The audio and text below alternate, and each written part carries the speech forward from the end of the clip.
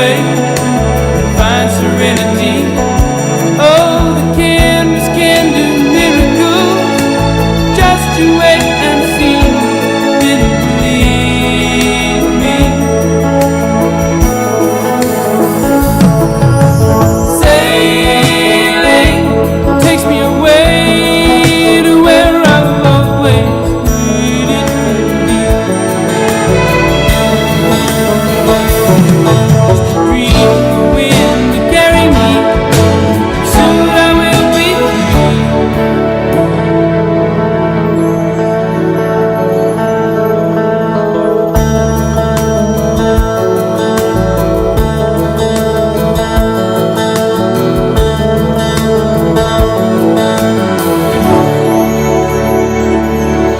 Oh man, I know a lot of you enjoying the throwbacks this morning, but we're going to put a pause on the throwbacks for now and get ready for our next segment coming up.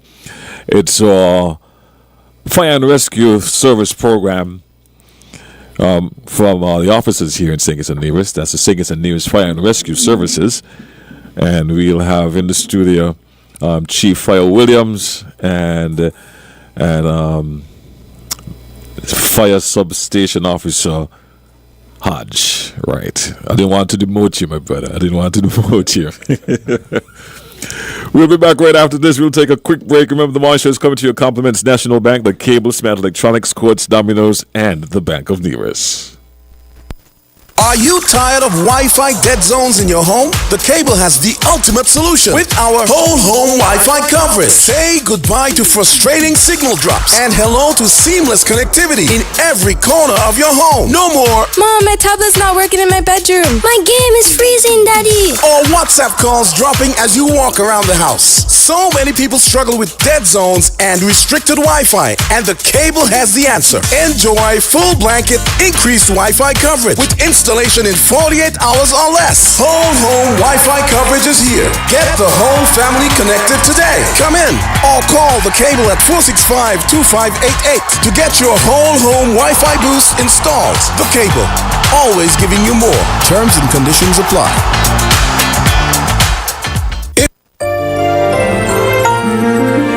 In the sun or in the rain, life's a journey, joy and pain. But NCI's here day and night, always here for you, making it right. Always here for you. Always. With NCI, you've got a friend. Always here for you. Always. Right here till the very At National Caribbean Insurance, you are covered and secure. We're your partner, your protector, your peace of mind. So for home, for health, for life, choose NCI because we're always here for you. Always. Always here for you. Always. With NCI, you've got a friend.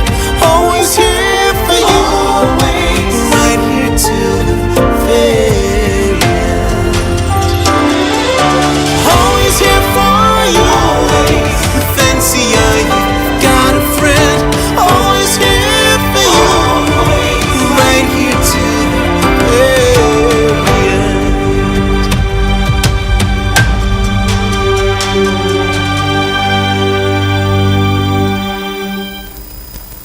If you need cash this holiday season, the Bank of Nevis is ready to give you up to $50,000 as an unsecured loan. So tell me, I can get 5,000, 10,000, 30,000? Yep, you can get any amount up to $50,000. We can use that money to buy a new stove and fridge, Get some new bedroom sets. replace our washing machine. And still have enough to give the house a new paint job. The best thing is you have 6 years to complete your repayments. That's why they say this year more people are turning to the Bank of Nevis for their Christmas loans. We can cover all our family expenses. pay outstanding bills, And still have money for a carnival costume. carnival shows and fetes. You ain't going without me? Okay, but we better save some for next year. Get approval in 24 hours. Enjoy very competitive rates, and your first payment is not due until 1 month after approval. Win special prizes, including Christmas ham, turkey, free gas, and free groceries. This special offer ends on January 31st. Visit our branches in St. Kitts at 4th Street and Wellington Road, and in Nevis on Main Street, Charlestown. The Bank of Nevis, making your holidays brighter.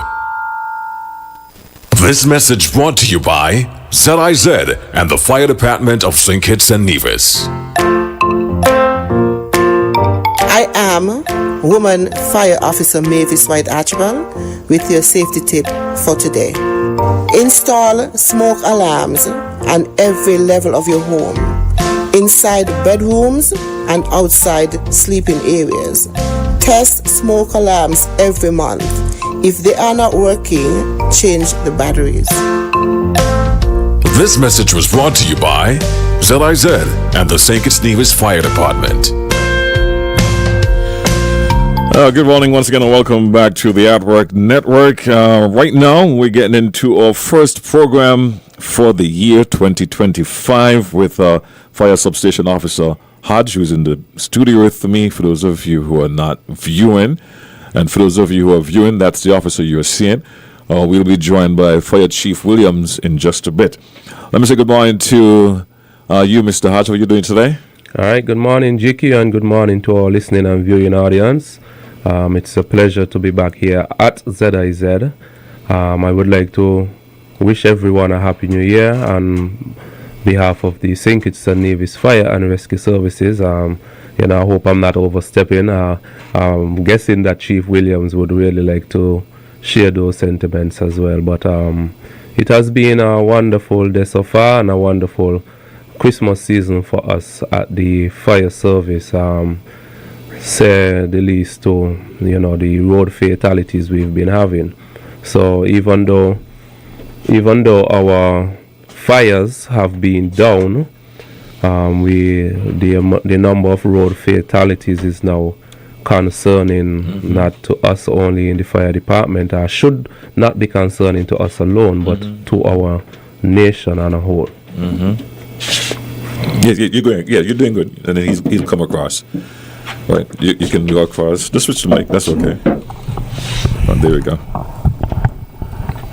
Remember your thought process, or derail your thought process? That's okay. I was saying, I was speaking to the accidents that we've been having over the time, and again, I would like to open this year by asking the drivers to slow down. And if I could recall, I think that's where we closed off last year, asking persons to slow down and following that last show we had and that last program, there was that next accident which took the lives of so many persons.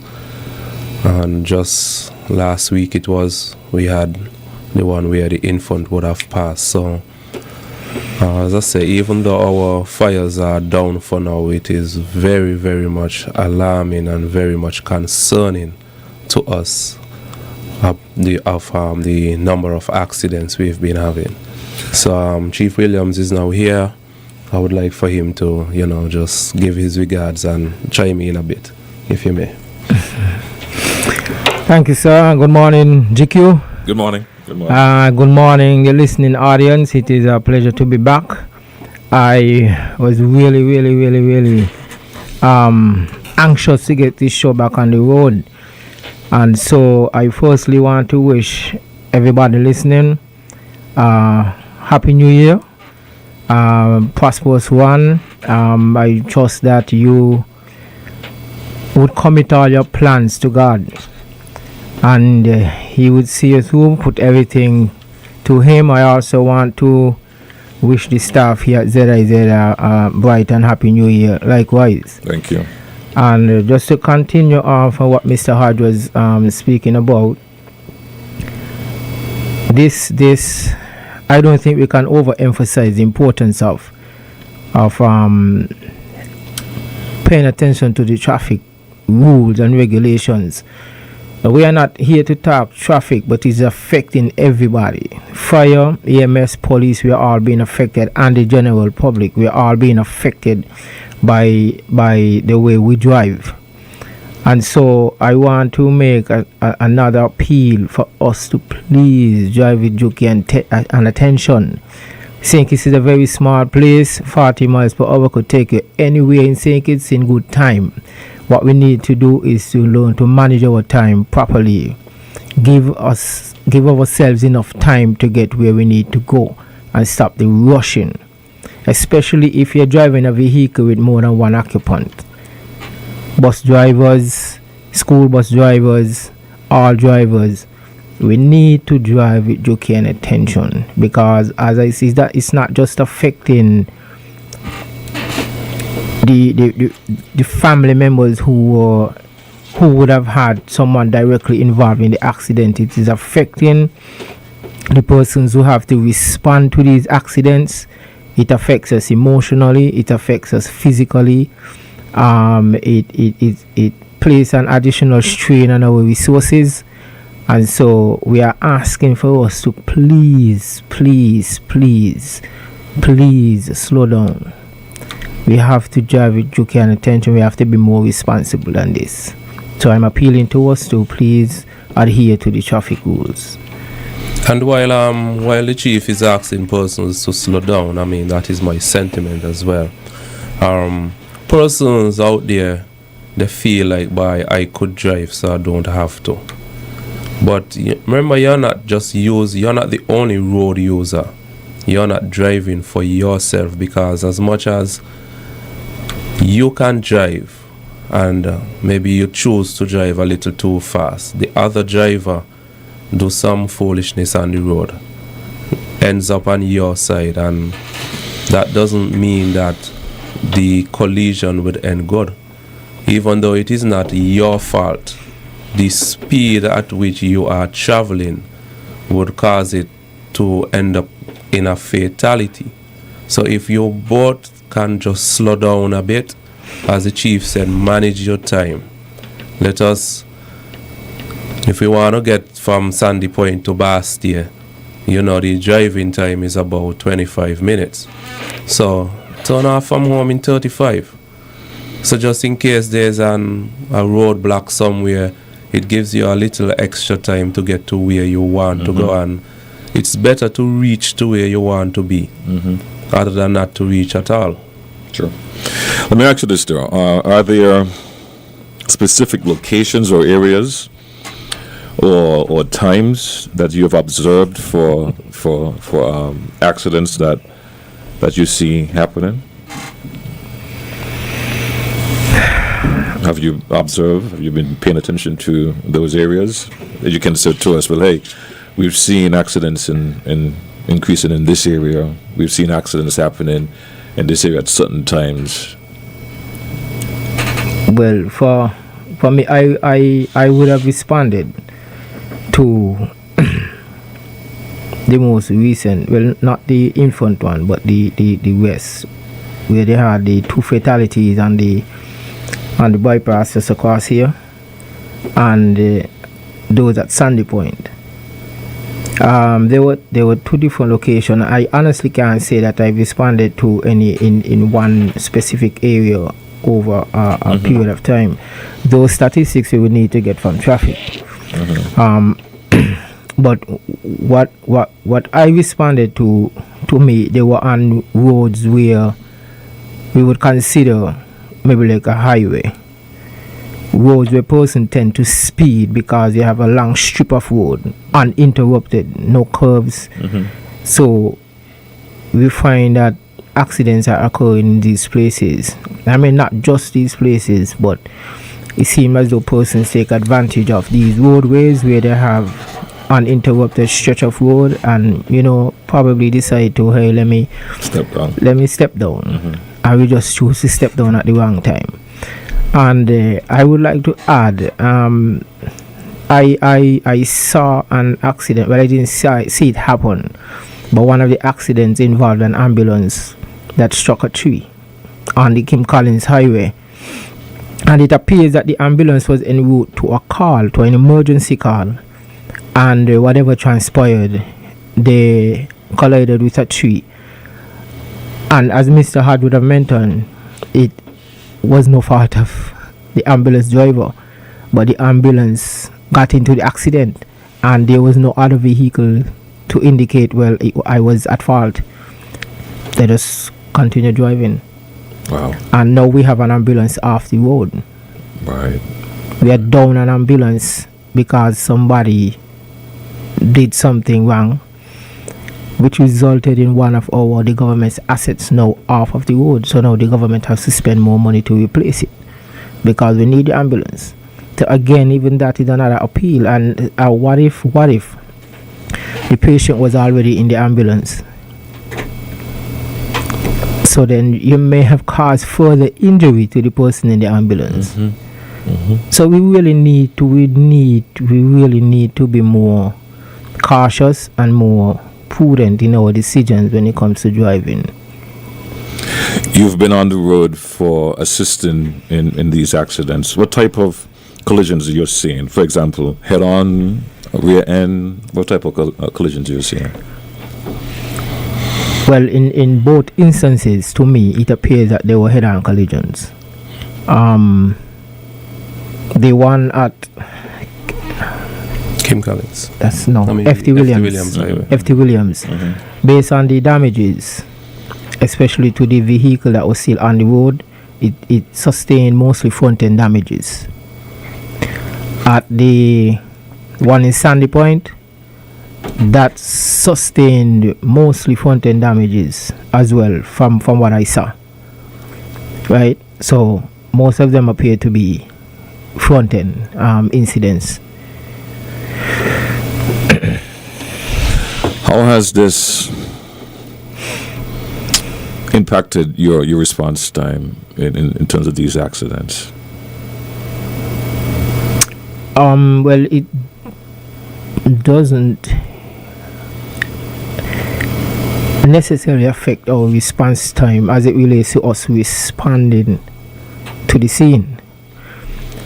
If it's a case where there's an accident and we are responding to another call and that accident is in that route that we take, then of course we lose valuable time.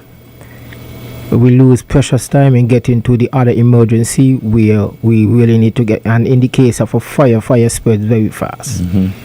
And if it has wind behind it, it spreads very fast. And if we were paying attention to that fire in LA, we would understand exactly what I'm talking about.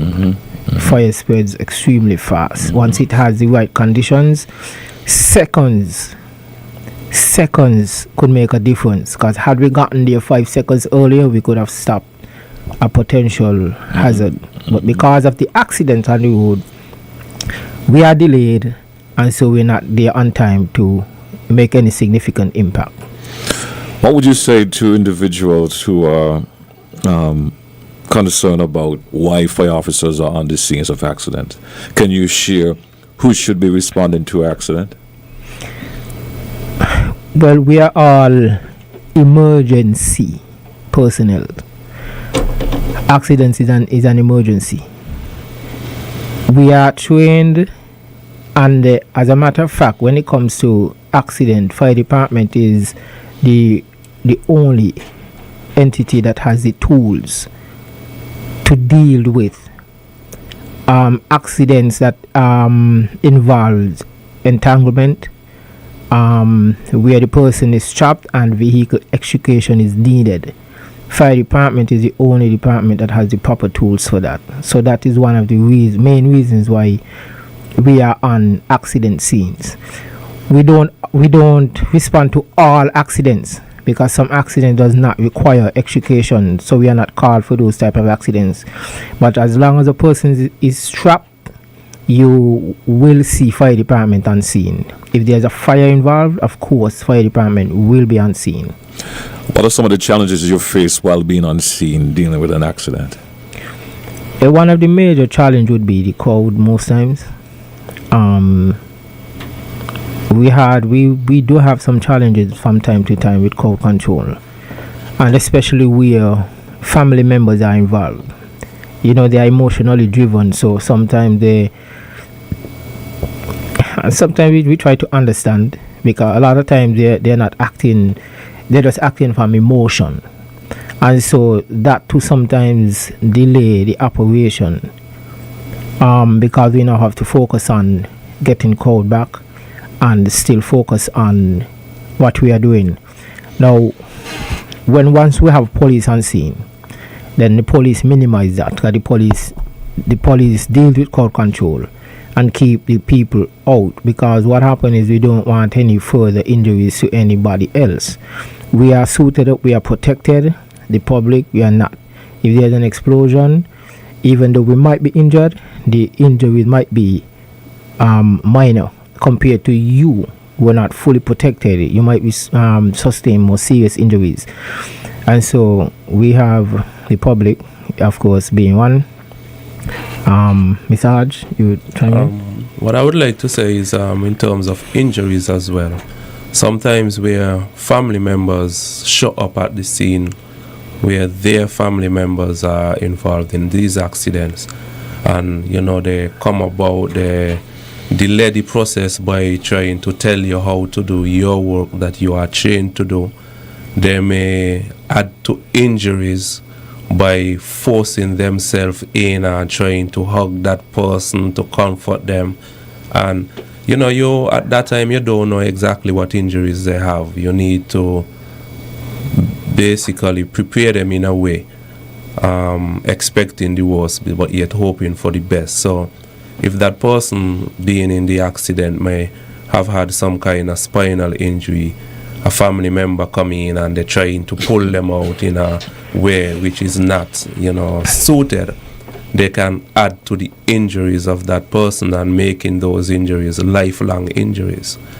So as a fire department, we have a lot of work to do, and again we appeal to persons, let us do our job. You would get to that person by either traveling in the ambulance with them when it is time to do so, or you would meet them at the hospital when it is safe to see them. So just give us the emergency services, give us the room, give us the time to let us do our job properly, so that your loved one can be in good health when we are finished. Chief, you made mention of training on site with accidents. Can you elaborate a bit more on the type of training you made mention of? Well, when we do our training, especially when we were trained as recruits, one component of the training is vehicle extrication, where you are trained and you are taught how to use the different tools, how to make different cuts for different situations, and to make the safest cuts, the safest entry that would minimize any hazards or any risk of potential or further injuries to the victim. Mm-hmm. And so we train. Right now we have some training ongoing. So we train to remove persons safely from mangled vehicles, and so that is part of our regular training. And so right now we have, like I mentioned, we have some recruits in training. They are presently doing vehicle extrication, and then Friday we have some practicals.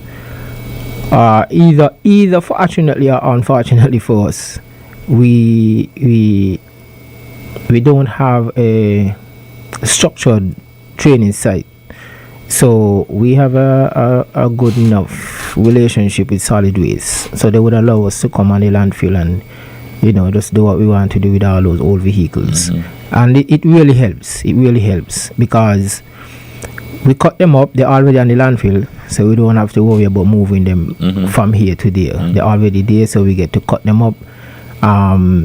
So we get real life, realistic feel of the weight of the tools, how the different cuts are made, and you see the impact of the cuts and why you need to make those type of cuts. You learn the different parts of the vehicles, you know where to cut, where not to cut, because you can't just cut.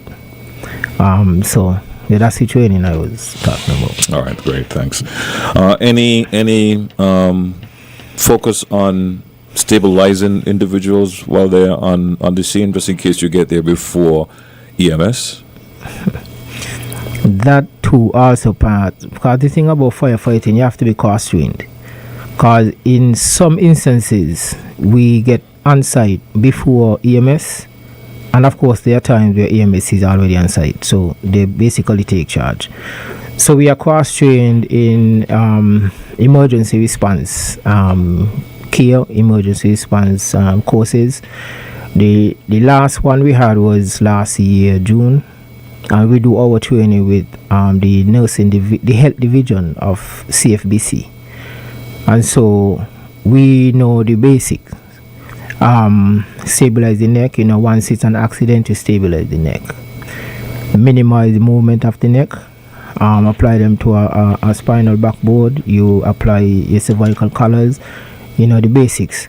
So we have training in those areas to stabilize. Once the EMS is not on site, but as I mentioned, once they're on site, they take lead and we assist. We have just about 5 minutes left inside of the program. You've seen a lot of accidents on the road. What would you recommend to? Of course, we heard of the rollout recently. Any of your concerns were addressed in that rollout, and what would you recommend to local authorities to help curb these traffic fatalities we're having? Well, personally, I believe that the consequences should be enough to prevent persons from even want to make this attempt.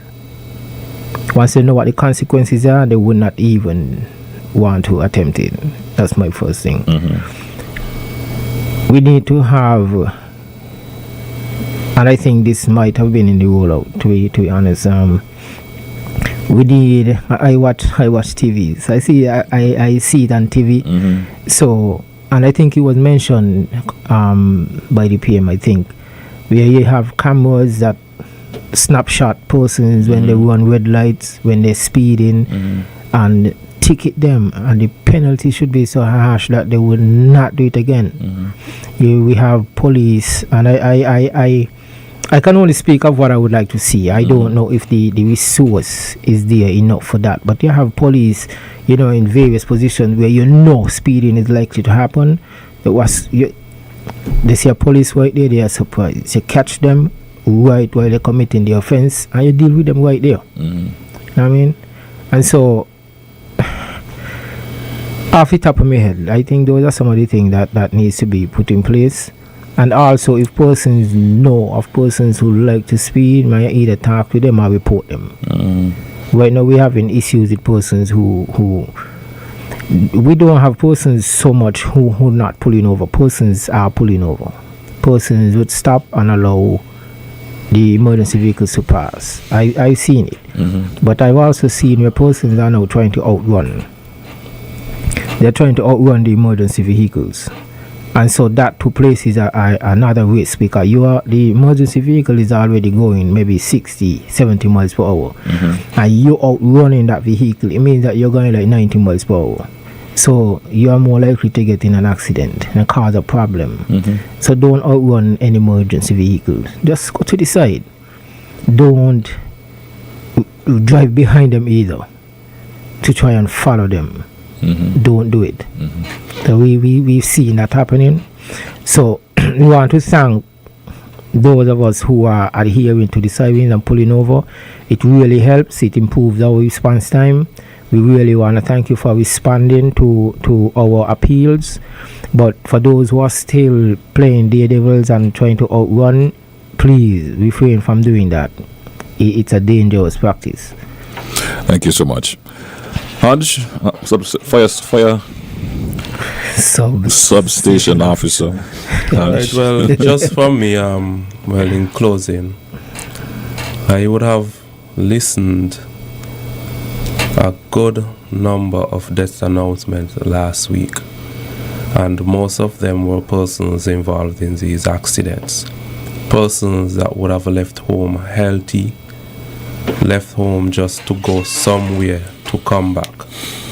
Maybe left home for work, to go into town to buy something, and they were expected to be back with their families and friends. And for most of them, it was not their fault why they could not have made it back. It was the fault of the person driving them or another road user that might have collided with their vehicle. So, it was hard. It was very, very hard. And in closing, I would just like to appeal to persons again just to slow down. slow down. What was the phase again, boy? I don't even remember the phase. I think it was to hasten slowly. Rush slowly. Because, I mean, if you get in an accident and you have to stay more, because of the number of accidents they have been having, most of the time you're waiting on a police to come there for forever in some cases. It's like 45 minutes something. I mean, if you just take your time, you're going to get to where you're going a little 5 minutes later than the time you left home. So it's better to reach to where you want to go than to not reach at all. So please, appealing to all road users, just slow down, take your time on the road and respect the lives of others. Thank you so much, Fire Substation Officer Hodge. Chief, that's it for you as well? Now, I would like to take the opportunity to thank the general public for assisting us in keeping the fires down. I have to admit we have the kind of responses we used to have in times in years past. It has dramatically reduced, and so I believe it's because persons are now being more responsible as it relates to fires. Persons are understanding more and more the dangers of fires, and so I really want to thank the communities for their efforts and for also putting their own fire prevention mechanisms in place to protect their investment. And so I believe all of this is a contributing factor as to why we have seen these reductions in fires, especially structural fires. And so I want to thank us and to encourage us to continue to be fire safe and to protect your family and your property. Thank you so much for being here, gentlemen, and I'll catch you all next week, same time, same place. Yes, sir. Don't touch that dial. It's the morning show. We'll be back right after these messages. This message brought to you by ZIZ and the Fire Department of St. Kitts and Nevis. I am Woman Fire Officer Mavis White Archibald with your safety tip for today. Install smoke alarms on every level of your home, inside bedrooms and outside sleeping areas. Test smoke alarms